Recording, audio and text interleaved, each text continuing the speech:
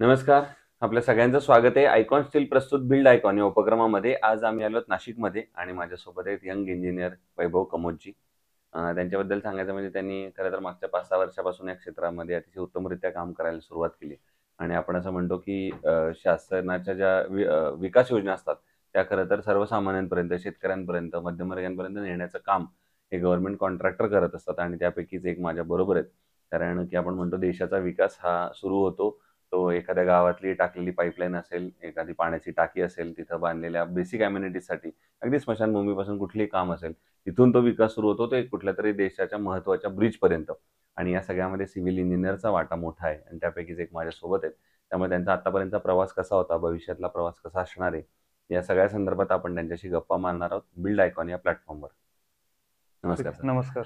तर आपण गप्पांची अशी सुरुवात करूया. ते म्हणजे तुमची शाळा कुठली होती, कॉलेज कुठलं होतं आणि सिव्हिल इंजिनिअरिंग या क्षेत्रामध्ये येण्यामागची प्रेरणा कुणाची होती, ज्यांच्यामुळे तुम्ही या क्षेत्राकडे वळाला? अच्छा. काय सांगाल?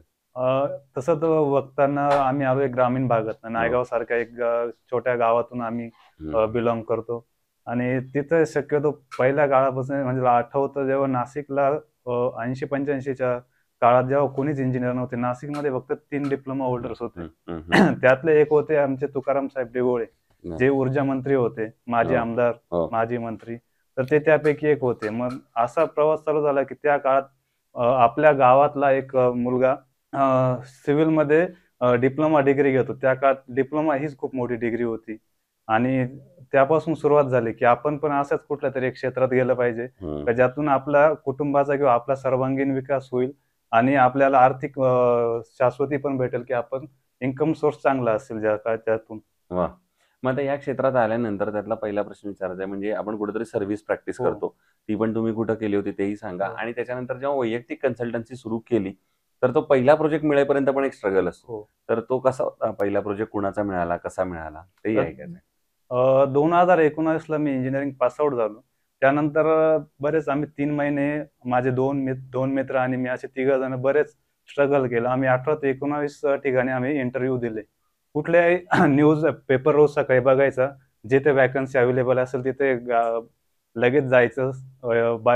रिझ्युमे तर बनवलेलाच होता, घेऊन जायचं आणि इंटरव्ह्यू फेस करायचे. असे 18 ते 19 इंटरव्ह्यू दिल्यानंतर पण आम्ही फक्त फ्रेशर्स होतो, त्यामुळे आम्हाला जॉब भेटला नाही आणि इंटरव्ह्यू किंवा टेक्निकल नॉलेजच्या बेसवर शेवटपर्यंत जॉब भेटलाच नाही. शेवटी एक ओळखीच्या ठिकाणी एक जॉब भेटला साईट इंजिनियरचा म्हणून. तिथे मग माझ्या ऑगस्ट 2019ला मी जॉब चालू केला तिथे. 1 ते 1.5 वर्ष मी जॉब केला आणि 2021च्या सुरुवातीला कोरोना आला. कोरोनानंतर बऱ्यापैकी साईट बंद झाल्या. कन्स्ट्रक्शन इंडस्ट्री पूर्ण जगच थांबलं होतं त्या काळात. त्यावेळेस जॉब सुटला गेला आणि जॉब सुटल्यानंतर ऑप्शन काहीच नव्हता. मग करायचं काय? घरी बसल्या बसल्या करायचं काय? तर त्या काळात मग ऑनलाईन कोर्सेस होते बऱ्यापैकी. मग ऑनलाईन सिव्हिल गुरुजी हा एक चांगला प्लॅटफॉर्म होता. त्याचं सबस्क्रिप्शन घेऊन मी टेक्निकल नॉलेज घेतलं आणि त्या नॉलेजच्या जोरावर मग हळूहळू AutoCAD सारखे सॉफ्टवेअर शिकलो, SketchUp शिकलो आणि त्यातून मग आपण स्वतःची एक कन्सल्टन्सी चालू करूया असा विचार मनात आला आणि एक कन्सल्टन्सी फर्म मी चालू करायचा विचार केला आणि ती चालू केली. सुरुवातीला पहिला प्रोजेक्ट मिळायला मला बरेच दिवस गेले.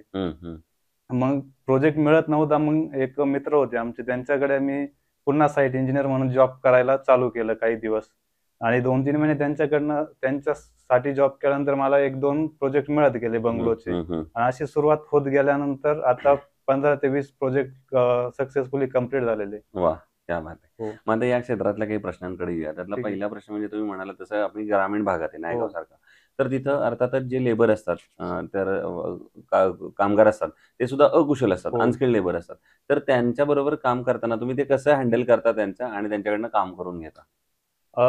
लेबरचा प्रश्न असा आहे की आता कन्सल्टन्सी करायची म्हणजे मेन तर माणसांबरोबर लेबर सोबतच ऍक्टिव्हिटी जास्त होतात. बरोबर. तर लेबरच्या ग्रुप सोबत काम करणं खूप अवघड असतं, कारण त्याच्यात फुल स्किल लेबर मिळत नाही ग्रामीण भागामध्ये. जे असतात ते अनस्किल किंवा हाफ स्किल असतात. मग त्यांच्याकडनं साईटला रोज सकाळी जाऊन त्यांना पूर्ण माहिती देणं किंवा संध्याकाळच्या वेळेस पुन्हा साईट व्हिजिट करून बघणं की त्यांनी ते केलं की नाही, असं रोज सकाळ संध्याकाळ साईट व्हिजिट करणं सुरुवातीपासून आणि त्यातून त्या ग्रुपमधून 1-2 जणांना टेक्निकली शिकवणं आणि तयार करणं आणि ते तयार केल्यानंतर मग बऱ्यापैकी आता काम कमी झालेलं आहे. बरोबर. दुसरं आपण गव्हर्नमेंटचे पण बरेच प्रोजेक्ट्स हो. करतो. तर त्यातले काही महत्त्वाचे प्रोजेक्ट सांगू शकाल का? की ज्या प्रोजेक्टवर तुम्ही काम केलंय? आता सुरुवात तर ग्रामीण म्हणजे छोट्या प्रोजेक्टपासून चालू केलं. माझं पहिलं काम होतं कचरा कुंडीचं, म्हणजे काम छोटं होतं. 1.5 लाखाच्या कामापासून सुरुवात केलं. हं, हं. पहिल्या वर्षात ते एकच 1.5 लाखाचं गव्हर्नमेंटचं काम केलं. त्याच्या पुढच्या वर्षी मग एक अंगणवाडी भेटली मला 11 लाखाची. त्याच्यापासून मग सुरुवात होत गेली. त्याच्यानंतर ड्रेनेज लाईन आल्या, काँक्रीट रोड आले, सभा मंडप झाले, असे कामाची लाईन वाढत गेली. वाह! वाह!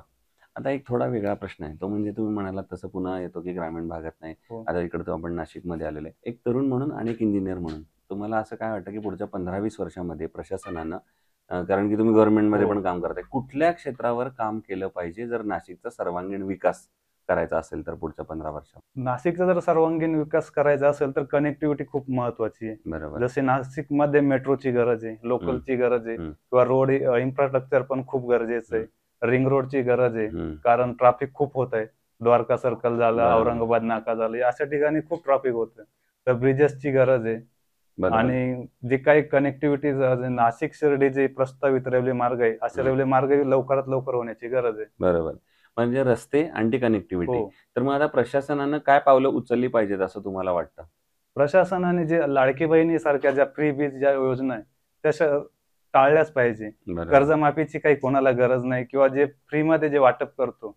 आता जे सरकार आहे त्यांनी आप सरकार म्हणजे दिल्लीच्या अरविंद केजरीवालांचं जेव्हा त्यांनी अशा फ्री योजना चालू केल्या, त्यांच्यावर खूप टीका केली आणि आता हे सरकार पण तेच करते. फ्रीबी योजना सर्व वाटप करतंय वाटप करताय. आणि त्याच्यामुळे फंडिंग अवेलेबल राहत नाही. मग इकडची फंडिंग कट करून तिकडं फंड देणे आणि ते जवळपास वेस्टेजच म्हणता येईल. बरोबर. दुसरं कन्स्ट्रक्शनमध्ये जेव्हा स्टील निवडण्याची वेळ येते, तेव्हा तुम्ही त्याचे काय पॅरामीटर्स बघता आणि मग ठरवता, की हे स्टील चांगलं आहे, हे वापरूया? आता नॉर्मली साधारणतः आपण जेव्हा बघतो, की ॲक्चुअल दुकानामध्ये किंवा साईटवरती जाऊन लगेच स्टील चेक करणं, त्याचे टेन्शन किंवा बाकीच्या गोष्टी चेक करणं हे साईटवर पॉसिबल नाही. तर मग साधारण आम्ही चेक करताना इतकंच चेक करतो, की जेव्हा आपण बार बेंड करतो, हं, त्यावेळेस त्याला क्रॅक नको यायला. हं, हं. ते एकदम सॉफ्टली बेंड झालं पाहिजे आणि बरोबर. परफेक्ट ज्या साईज शेपमध्ये बेंडिंग होती ती झाली पाहिजे. आयकॉन स्टील यापूर्वी कधी वापरलं होतं तुम्ही? हो, आयकॉन स्टील आता 1-1.5 वर्षापासून आम्ही वापरतोय बरोबर. आणि चांगला रिझल्ट आहे. बरं. आणि आता अगदी शेवटचा प्रश्न, हो. ते म्हणजे तुमच्यासारखे जे तरुण इंजिनिअर या क्षेत्रात येत आहेत, त्यांना तुम्ही एक सीनियर म्हणून आणि एक मित्र म्हणून काय सल्ला द्याल? सुरुवात तर आता फक्त जर गव्हर्नमेंट क्षेत्राविषयी बोलायचं झालं तर इथे तुम्हाला खूप सारी फंडिंग सोबत पाहिजे आणि त्याच्यानंतर ते मेन पाहिजे ते ओळखी तुमच्या. बरोबर. तुमच्या टचेस जितक्या हाय लेव्हलला असतील तितक्या लवकर तुम्ही अपग्रेड होणार. तर हे होते इंजिनिअर वैभव कमोतजी आणि त्यांनी सांगितलं त्याप्रमाणे या क्षेत्रात नॉलेज तर पहिली गोष्ट पाहिजेच, कारण त्याच्याशिवाय तुम्ही हो. पुढे जाऊ शकणार नाही. त्याचप्रमाणे जर गव्हर्नमेंट क्षेत्रात काम करायचं असेल तर आर्थिक पाठबळ सुद्धा तुम्हाला फार महत्त्वाचं आहे आणि त्यानंतर तुम्ही या क्षेत्रामध्ये उतरा आणि मग हळूहळू तुम्ही यशस्वी व्हाल. पुन्हा एकदा आपले मनापासून आभार की तुम्ही आलात आणि भविष्यात सुद्धा असेच उत्तम आयकॉनिक प्रोजेक्ट आपल्या हातून घडावे, पर्यायाने देशसेवा आपल्या हातून घडावी, याच आयकॉन स्टीलतर्फे मनःपूर्वक शुभेच्छा. धन्यवाद.